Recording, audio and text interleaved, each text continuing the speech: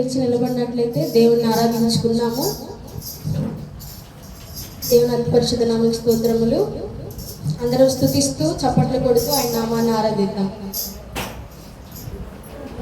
జయ జయ యేసు జయ యేసు జయ జయ క్రీస్తు జయ క్రీస్తు జయ జయ యేసు జయ యేసు జయ జయ క్రీస్తు జయ క్రీస్తు జయ జయ రాజా జయ రాజా జయ జయ రాజా జయ రాజా జయ జయ స్తోత్రం జయ స్తోత్రం జయ జయ యేసు జయ యేసు జయ జయ క్రీస్తు జయ క్రీస్తు మరణము గెలచిన జయ యేసు మరణము ఓడెను జయ యేసు మరణము గెలచిన జయ యేసు మరణము ఓడెను జయ యేసు పరమ బలము సర్వ జయ యేసు పరమ బలము సర్వ జయ యేసు శరణము నీవే జయ యేసు జయ జయ యేసు జయ యేసు జయ జయ క్రీస్తు జయ క్రీస్తు జయ యేసు జయ యేసు జయ జయ క్రీస్తు జయ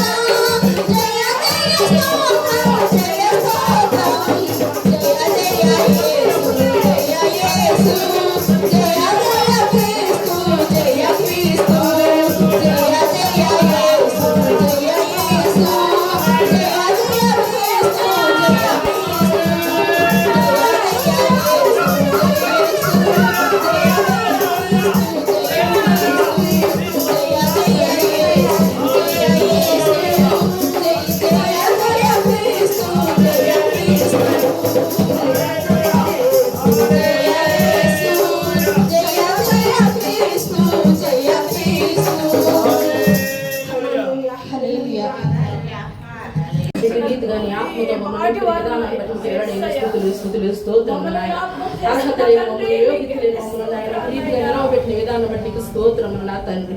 దివాని ఆత్మతో మమ్మల్ని నింపండి, నీ శక్తితో మమ్మల్ని నింపండి. మరుగుపరిచిన తండ్రి అయ్యా, మీరు మాతో ఏం మాట్లాడుకొచ్చున్నారు వినగలిగిన చెవులు గ్రహించగలిగిన హృదయాన్ని మీరు మాకు దయచేసి అయా దేవానికి విరడైన స్థుతులు స్తోత్రములు చెల్లించుకోండు. అయా యొక్క నా తండ్రి నాయన ఆ యొక్క ఎలుతుగా ఉన్న యొక్క పాల గిన్నెలు నా తండ్రి నా యేసయ్య బహుగా పురులాగున సహాయము దయచేయండి. దేవానికి స్తోత్రము నాయన, సహాయము దయచేసి కృపగా దయచేయమని ముందు నేను యేసునామములో అడిగి వేడుకొచ్చున్నాం తండ్రి. ఆమేన్.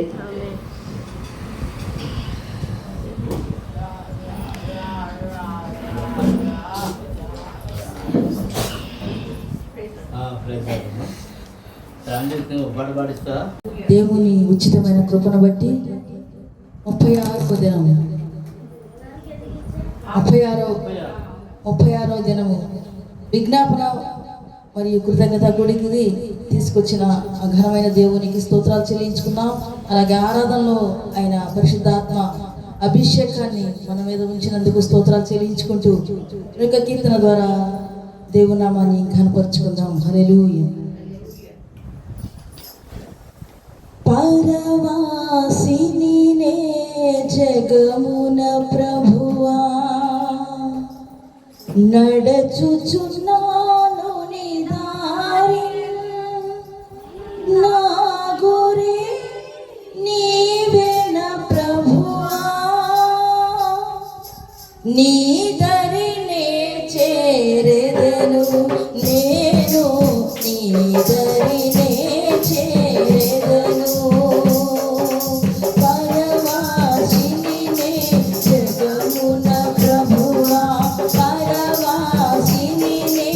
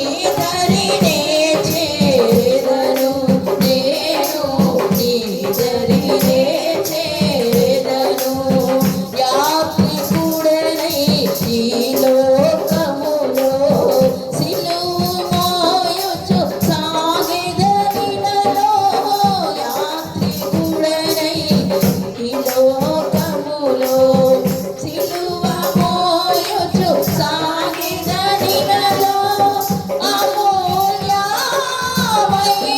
ధనముగా అమూల్యమైన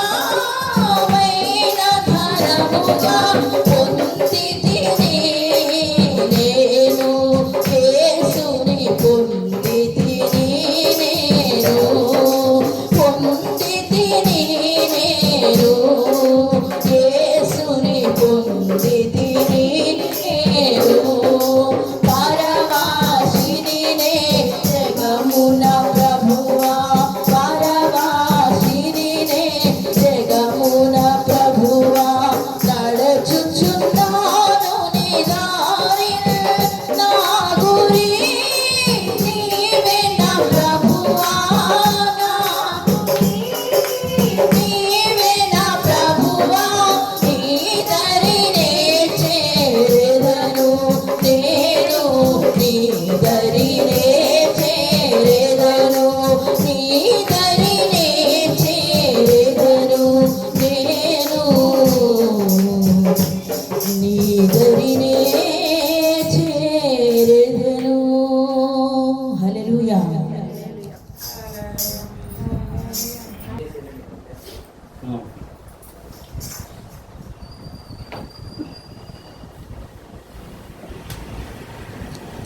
దేవుని అతి పరిశుద్ధ నామకు స్తోత్రములు. కూడి వచ్చిన మీ అందరికి నా వందనములు.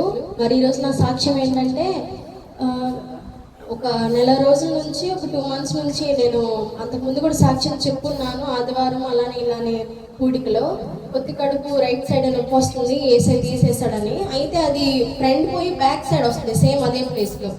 సరే ఎందుకైనా మంచిది చూద్దాము, అది ముందైతే రావట్లేదు కానీ వెనక్కి వస్తుందని హాస్పిటల్కి వెళ్ళడం జరిగింది. పొద్దున వెళ్తే వాళ్ళు అది చెప్పగానే కిడ్నీ టెస్టులు రాశారు. ఒకవేళ స్టోన్స్ ఏమైనా ఉన్నాయేమో, ఏదైనా కిడ్నీ ప్రాబ్లం ఏమో అని.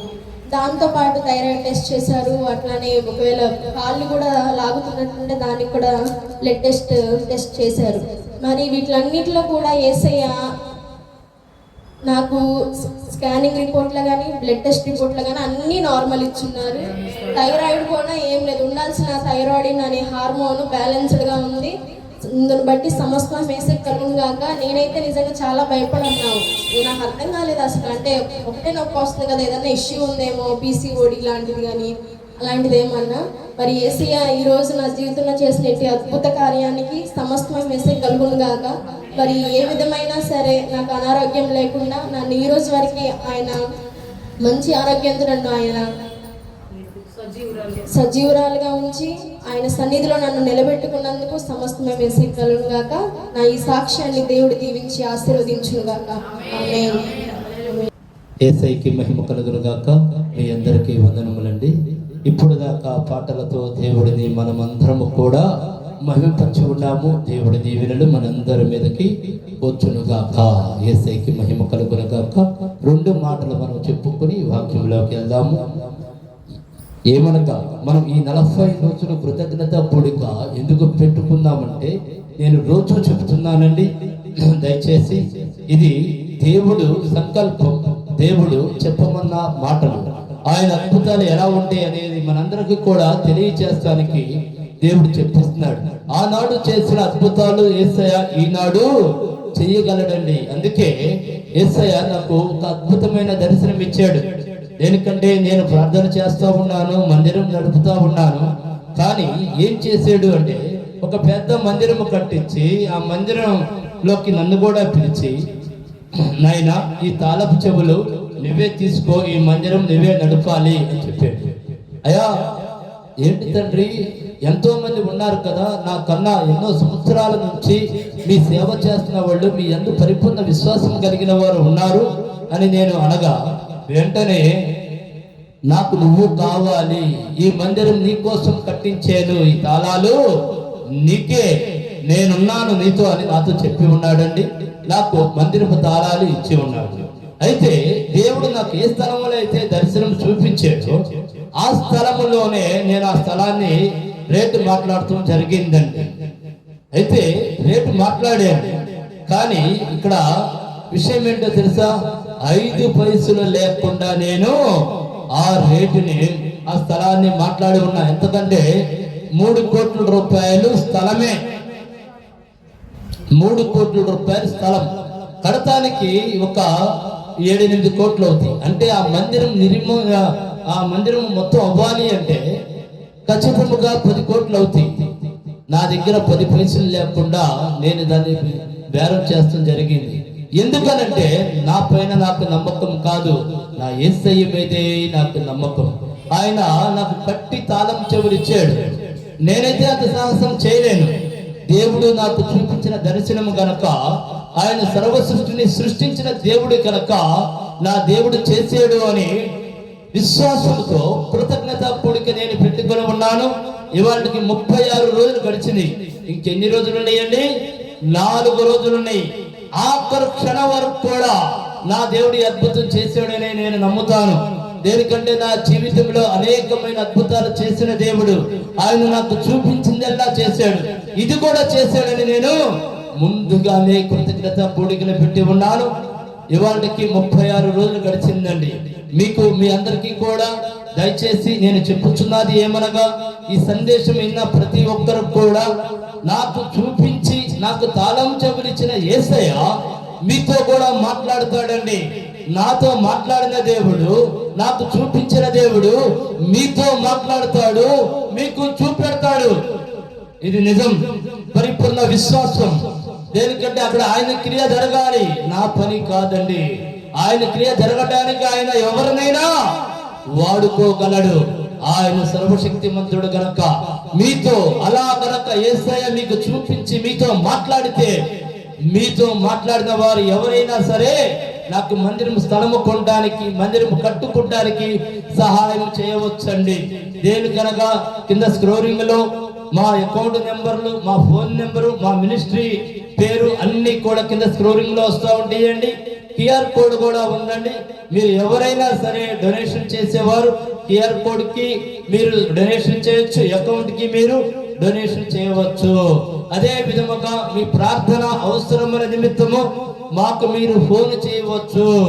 మాకు ఫోన్ చేస్తే మేము మా సంఘము అందరము కలిపి మీకున్న సమస్యల కోసం, ఇబ్బందుల కోసం, బాధల కోసం, అన్నిటి కొరకు మేమందరము కూడా మీ కొరకు ప్రార్థన చేస్తాం జరుగుతుంది. దేవుని దీవెనలు మీ మీదకి వస్తే దేవుడు మిమ్మల్ని మీకున్న సమస్యలు ఏవైనా సరే తొలగిస్తూ జరుగుతుందండి.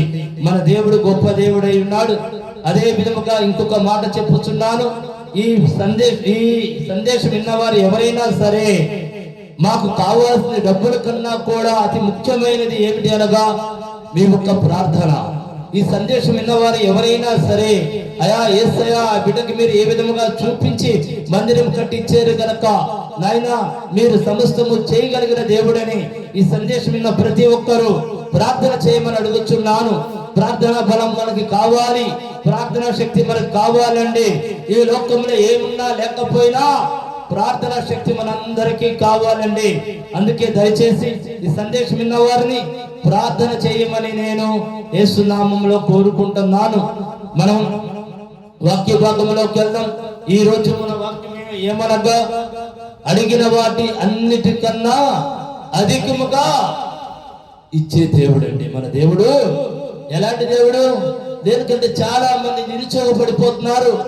అయ్యో మేము అడుగుచున్నాము, మాకు ఎటు నుండి సహాయం లభిస్తలేదే అని చాలా మంది నిరుత్సాహపడిపోతున్నారు. ఈ రోజు దేవుడు మాట్లాడుచున్నాడు. ఏమి మాట్లాడుతున్నాడు? వాక్యంతోనే దేవుడు మాట్లాడతాడు. రిఫరెన్స్ చెప్తాను, చదవండి. ఎఫెసీ 3:20, 3వ అధ్యాయము 20వ వచనం చదవండి.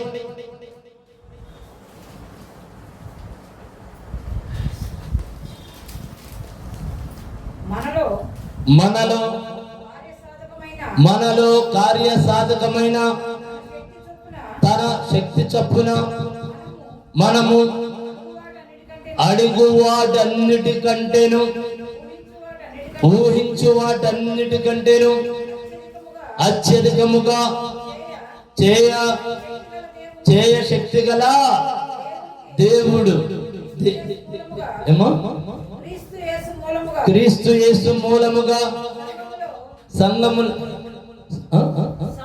సంఘములు తరతరములు సదాకాలము మహిమ కలుగును గాక. మనం ఏమి అడుగుతున్నామండి? అడిగి మనం పొందుకోలేకపోతున్నాం. ఎందుకనో చెప్పనా? ఎందుకని పొందుకోలేకపోతున్నాం చెప్పనా? అడగటానికి బలంగా అడుగుతున్నాం, కానీ ఆ బలం నీకు పొందుకునేంత వరకు ఉండాలి. బలహీన పడిపోతున్నాం విశ్వాసములో. ఇక్కడ దేవుడు ఏమంటున్నాడు? మరొకసారి ఫస్ట్ చదవమ్మా. మనలో కార్య సాధకమైన తన శక్తి చొప్పున మనము, ఒక్క నిమిషం అమ్మా, తన శక్తి చొప్పున అంటే ఏంటది? మనలో కార్య సాధకమైన తన శక్తి చొప్పున నీకు ఏమి కావాలో నువ్వు అది నీకున్న బాధను బట్టి, మనకున్న ఇబ్బందిని బట్టి, మనకున్న సమస్యను బట్టి కన్నీరు కార్చేసి అడిగేస్తున్నామండి. అవునా? నిజమండి. ఇది ప్రతి మనిషికి ఉంది సమస్య, ప్రతి ఒక్కరికి ఉంది బాధ, ప్రతి ఒక్కరికి ఉంది వ్యాధి, ప్రతి ఒక్కరికి ఉన్న సమస్యలన్నీ కూడా మనకున్న దాన్ని బట్టి మనం అడుగుచున్నాం. కానీ ఇక్కడ దేవుడు ఏమంటున్నాడు? ఇంకా ముందుకెళ్ళమ్మా.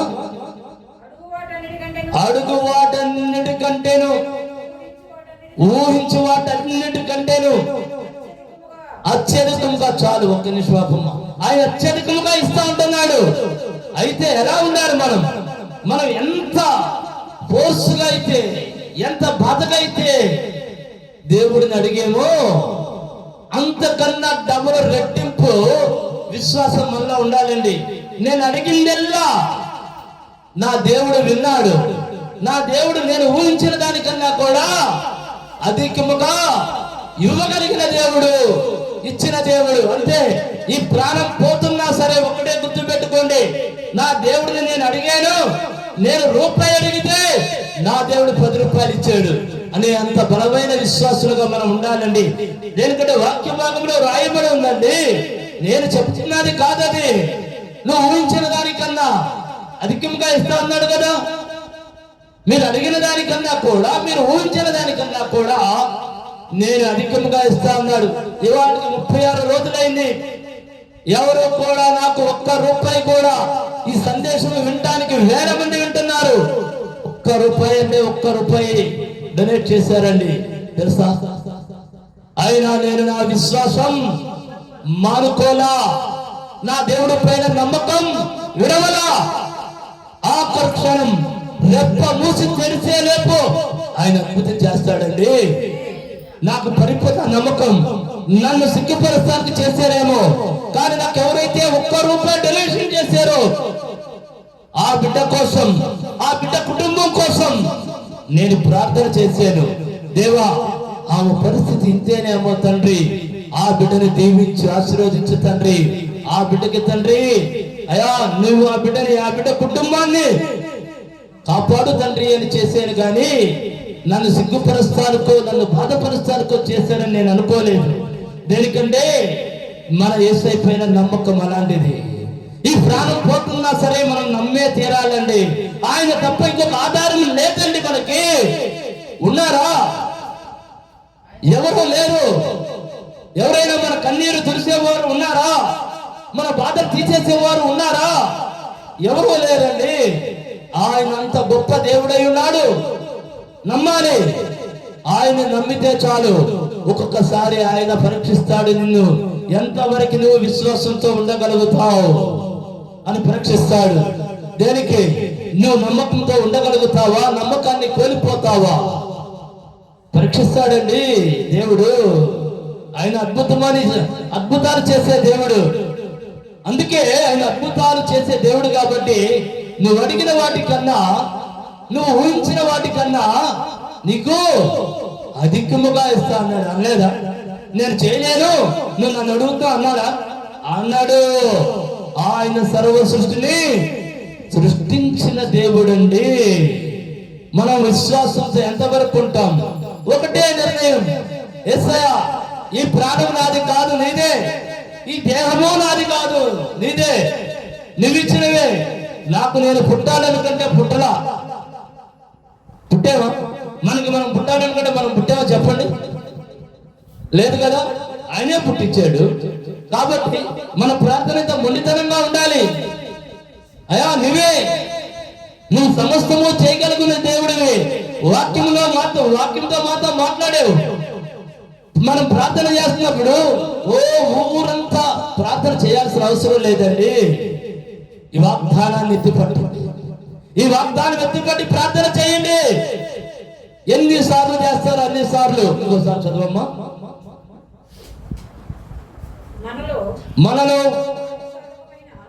మనలో కార్యసాధికమైన మన శక్తి చొప్పున, తన శక్తి చొప్పున మనము అడుగు వాటన్నిటికంటేను, ఊహించు వాటన్నిటికంటేను అత్యధికముగా చేయ శక్తి గల మన దేవుడు ఎలాంటి దేవుడు? సమస్తాన్ని చేయగలిగిన శక్తి కలిగిన దేవుడు అండి. కాబట్టి మనం ఎలా ప్రార్థించాలి? మనం ప్రార్థన చేస్తున్నప్పుడల్లా మనకు ఆ కార్యం జరగాలంటే ఈ రిఫరెన్స్ మొదలు పెట్టుకోండి. ఈ వాగ్దానాన్ని మొదలు పెట్టుకోండి. వాగ్దానం ఎత్తుపట్టి ప్రార్థన చేయండి. ఎందుకు కార్యం జరుగుతుంది. మనం ప్రార్థన అనేది గుర్తొచ్చిందల్లా చేస్తా వెళ్ళిపోతా ఉంటాం కాదండి. వాగ్దానాన్ని ఎత్తిపట్టి ప్రార్థన చేయండి. మన దేవుడు వాగ్దానం ఇచ్చాడంటే భూమి ఆకాశములు గతించిపోయినను ఆయన వాగ్దానము గతించిపోదండి. ఆయన అంత సర్వశక్తి కలిగిన దేవుడు. మన ఎంతమంది వాగ్దానాలు ఎత్తిపట్టి ప్రార్థన చేస్తున్నారు చెప్పండి? ఏమన్నా మనం చెప్పుకున్న వాక్య భాగాలు మనకన్నా గుర్తుంటున్నాయా? ప్రార్థనార్థంలోనే మోకరించేస్తున్నారు. ఉన్న బాధలను బట్టి కన్నీరు కాచి ప్రార్థన చేస్తున్నారు. దేవుడు వాగ్దానం ఎత్తి, యేసయ్యా ఈ వాగ్దానం నువ్వు చెప్పావు కదా తండ్రి, నువ్వు నెరవేర్చే దేవుడు కదా దేవా, మా పట్ల నెరవేర్చావు తండ్రి అని ఎంతమంది చేస్తున్నారండి చెప్పండి? మనకి ఏ బాధకు తగిన వాక్యం బైబిల్లో ఉందండి. నీకు బాగా లేదా? స్వస్థత వాక్యం ఉంది లేదా? ఉన్నాయి కదా స్వస్థతలు కూడా. ఆ స్వస్థతలు కూడా ఏది ఎట్లా జరుగుతాయి అనేది కూడా ఒక్క రెండు మాటలు చెప్పుకుందాము.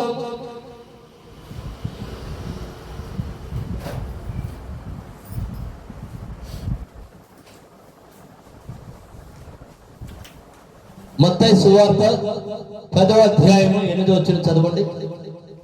ప్రతి దానికి మనకు సంబంధించింది ఏదైతే ఉందో, మనకి ఏమి కావాలో అవన్నీ కూడా దేవుడు ముందుగానే వ్రాసి పెట్టాడండి. మనకేం కావాలని తెలుసు కదా. చదువమ్మా. రోగులను స్వస్థపరచుడి, చనిపోయిన వారిని లేపుడి, కుష్ఠు రోగులను శుద్ధులనుగా చేయండి, దెయ్యములను వెళ్ళగొట్టుడి, ఉచితముగా పొందితిరి, ఉచితముగా ఇవ్వడు. ఏమంటున్నాడండి దేవుడు? ప్రతి దాని గురించి ఇచ్చాడండి బైబిల్లో. నీకేం కావాలి, నీకేం బాధ ఉంది, నీకేం సమస్య ఉంది, దాన్ని నువ్వు ఆ వాగ్దానాన్ని ఎత్తిపట్టి ప్రార్థన చేయి. స్వస్థత కావాలా? ఇది దేవుడు యేసయ్య శిశువులకే కాదండి ఈ స్వస్థత వరాలు. ఆయన పైన నమ్మకం ఉన్న ప్రతి బిడ్డకి ఆ శక్తి వస్తుంది. ఆయన సర్వశక్తి కలిగిన దేవుడు. మనకి ఏ బాధ ఉందో ఆ వాగ్దానాన్ని ఎత్తిపట్టి ప్రార్థన చేయండి. ఎన్ని రోజులు చేసినా విశ్వాసం తగ్గనివ్వద్దు. విశ్వాసం అనేది ఏమిటో తెలుసా? బండిలో పెట్రోల్ లాంటిదండి. బండి అంతా కండిషన్ గా ఉంటుంది. పెట్రోల్ లేకపోతే ముందుకెళ్ళిద్దా చెప్పండి? అది కారు కావచ్చు, బస్సు కావచ్చు, లేకపోతే ఇంకేమైనా కావచ్చు. వెళ్తుందా? కొత్త బండి తీసాం, బండి నిండా ఆయిల్ ఉంది, ఆయిల్ ఉన్నంత వరకు వెళ్ళింది, ఆయిల్ అయిపోయింది, వెళ్ళిద్దా? బండి కొత్తదే. అట్లాగే నువ్వు ప్రార్థన చేస్తున్నావు, నీలో విశ్వాసం అనే ఇంజనం లేదండి, కానీ జరిగిద్దా? జరగదు. నాది కొత్త బండి కదా, వెళ్ళాలి అంటే దాంట్లో ఉన్నంత వరకే, లేదు నీలో విశ్వాసం ఉన్నంత వరకే కార్యం జరిగింది. విశ్వాసం లేకపోతే నువ్వు ఎంత ఏడిసి ప్రార్థన చేసినా నీకు అక్కడ కార్యం జరగదండి. నిజం. బండిలో పెట్రోల్ ఎంత ముఖ్యమో మన విశ్వాసం కూడా, మన బండి నడుస్తానికి విశ్వాసం కూడా అంతే ముఖ్యమండి. మనకి ఏదుంటే మనం ప్రార్థనలో ముందుకెళ్తాం, మనకి ఏముంటే విజయాన్ని పొందుకోగలుగుతాం. యేసయ్య దగ్గర చెప్పండి, విశ్వాసం అనే ఇంధనము మన దగ్గర ఉండాలి. విశ్వాసం అనే ఆయిల్ మన దగ్గర ఉంటే నువ్వు ఏమడిగినా సరే, నువ్వు అడుగు వాటన్నిటికంటే, నువ్వు ఊహించు వాటన్నిటికంటే అధికముగా చేయి శక్తి కలిగిన దేవుడండి. అవునా?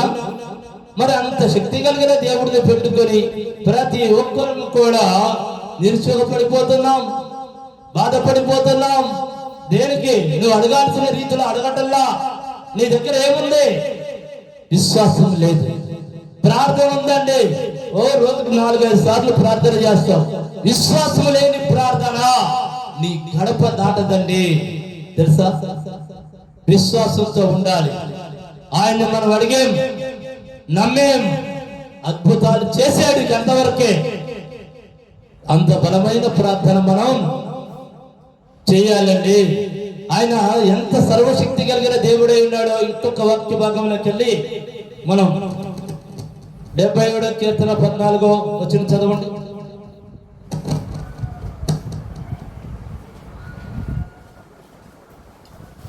77వ కీర్తన 14వ వచనం.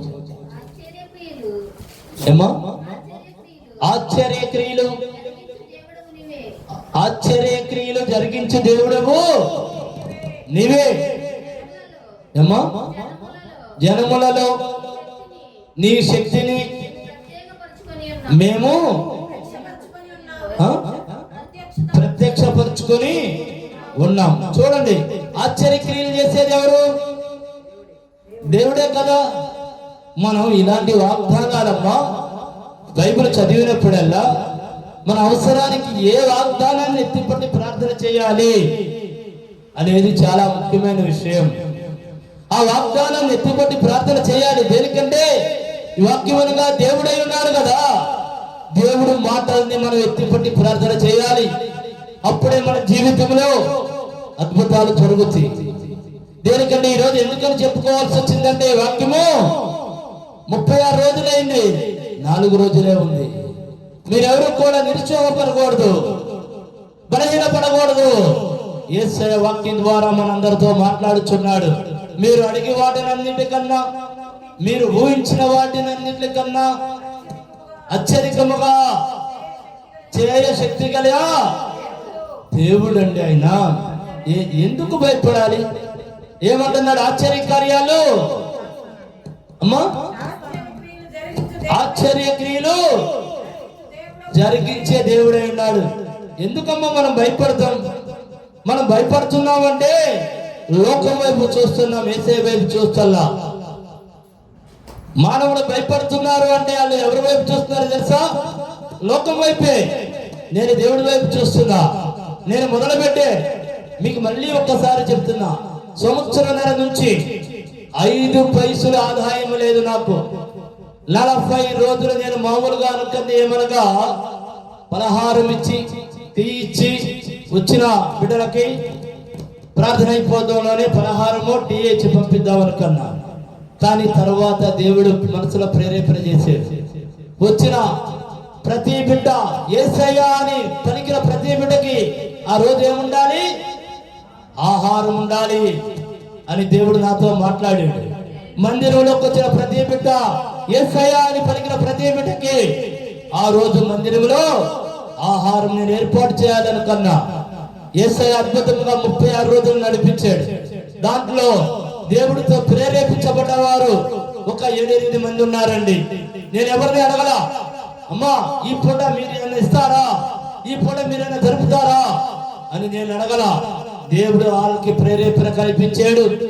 వాళ్ళతో ఒక 8 మందితో దేవుడు నడిపించాడు.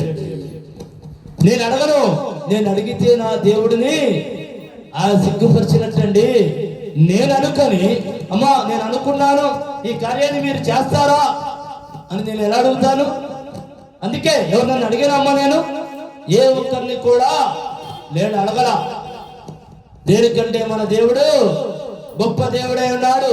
అట్లాగే మందిరం విషయంలో నాకు దేవుడు మందిరం కట్టి తాళం చెవులకు చెప్పాడు. అందుకే నేను ఏ ఒక్కరిని కూడా అయ్యా మీరందరూ ఎవరైనా ఇస్తే నేను మందిరం కడతాను నేను అడగల. నాతో మాట్లాడినేసాయా, నాకు మందిరం చూపించినేసాయా, నాకు మందిరం తాళం చెవులిచ్చినేసాయా, మీతోనూ మాట్లాడతాడు, మీకు కూడా చూపెడతాడు. నాకు ఏ విధంగా అయితే మాట్లాడాడో నాతో మీతో మాట్లాడుతాడు. మీకు కూడా మందిరం కొరకు ఆ స్థలము కొనండి, ఆ బిడ్డకి ఇవ్వండి, మందిరం కట్టాలి అని మీతో మాట్లాడుతాడు. అట్లా మీతో మాట్లాడినా ఏ బిడ్డ అయినా సరే మీరు ముందుకొచ్చి మందిరం స్థలం కొనడానికి, మందిరం కడటానికి మీరు సహాయం చేయవచ్చండి. దేనికంటే నాకు చూపించిన దేవుడు మీతో కూడా మాట్లాడే దేవుడు, నాతో మాట్లాడిన దేవుడు మీతో కూడా మాట్లాడే దేవుడు అయి ఉన్నాడండి. మన దేవుడు గొప్ప దేవుడు కనుక దేవుడి పైన పరిపూర్ణ విశ్వాసం. దేనికంటే మన విశ్వాసం మనల్ని బ్రతికిస్తుంది, మన విశ్వాసం మనల్ని నడిపిస్తుంది, మన విశ్వాసం మనల్ని స్వస్థతపరుస్తుంది, మన విశ్వాసం మనకు అనేకమైన అద్భుతాలు జరిపిస్తుందండి. ఏముండాలి మనలో? విశ్వాసం ఉండాలి. 36 రోజులైనా సరే నాలో విశ్వాసం తగ్గల. ఆఖరి క్షణం కన్ను మూసి తెరిచే లోపు నా దేవుడు అద్భుతం చేస్తాడని పరిపూర్ణ విశ్వాసం అండి. ఆయన గొప్ప దేవుడై ఉన్నాడు. ఈ రోజు వాక్యంతో మనతో మాట్లాడాడు. మీరెవరూ బలహీనపడవద్దు, ధైర్యం కలిగి ఉండండి. మనం అడిగిన వాటిలన్నిటికన్నా, ఊహించిన వాటి అన్నిటికన్నా కూడా అధికముగా, అత్యధికముగా, మళ్ళీ మామూలు అధికంగా కూడా కాదు, అత్యధికంగా నువ్వు రూపాయి అడిగితే 100 ఇస్తా అంటున్నాడు యేసయ్య వాక్యములో. అర్థమైందా?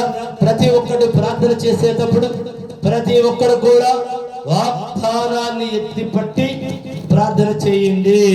మనం దేని గురించి అయితే అనుకున్నామో బైబిల్ తీసి ఆ వాక్యం చదివి ఆ వాక్య ప్రకారం దేవుడి దగ్గర మోకరించినప్పుడు వాగ్దానాన్ని ఎత్తిపట్టి ప్రార్థన చేసి విశ్వాసంతో ఉండాలి. వాగ్దానం ఎత్తిపట్టి ప్రార్థన చేసే పాస్టర్ గారు మాకు పని కాల అంటే అక్కడ కుదరదమ్మా. విశ్వాసం ఉండాలి, వాగ్దానం ఎత్తిపట్టి ప్రార్థన చేయాలి, విశ్వాసం ఉండాలి. అప్పుడే దేవుడు అద్భుతాలు చేస్తానికి మనతో ఉన్నాడు. ఆయన అద్భుతాలు చేస్తానికే ఉన్నాడు. కాకపోతే అంత మనం నమ్మాలి, ఏ మాత్రం కూడా బలహీనపడవద్దు. యేసయ్యకి మహిమ కలుగును గాక. దేవుడు ఈ వాక్యమును దీవించును గాక, ఆశీర్వదించును గాక. ఆమేన్. అలాగే 3 బిడ్డలు ప్రేరేపణ కలిగిన వారు ప్రార్థన చేయమని యేసు నామములో కోరుకుంటున్నారండి. అందరికీ వందనాలు.